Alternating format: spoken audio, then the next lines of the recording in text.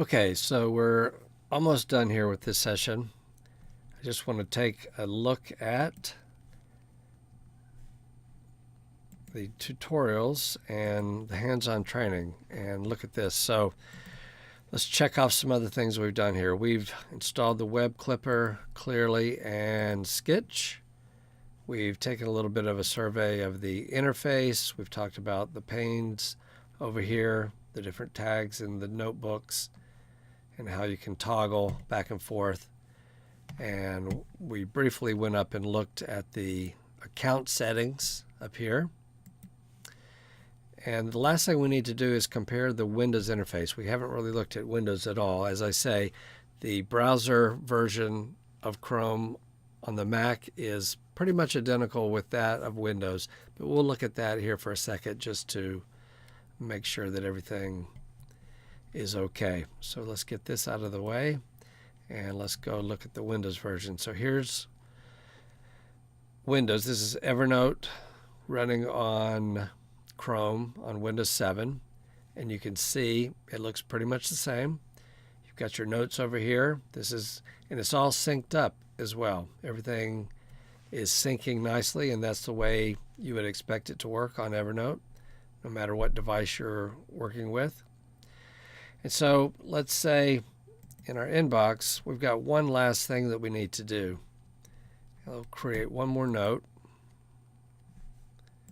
and we'll call this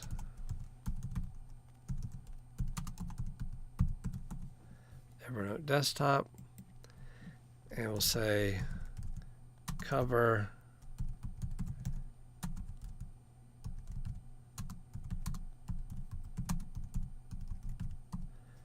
desktop in the next session. So hopefully you have the desktop version installed on your desktop or laptop, and we'll talk about that tomorrow, and we'll go over and just make sure that you're all squared away with that. But we want to do that tomorrow, so we're going to set a reminder to ourselves, and we're going to do it for tomorrow. We're not going to change the date, but we are going to change the time. Actually, 8 a.m. is okay, so we'll leave that like that. So we've got a reminder tomorrow for the desktop, and we'll be covering that.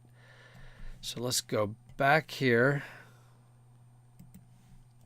to the Mac version, and we're going to refresh this.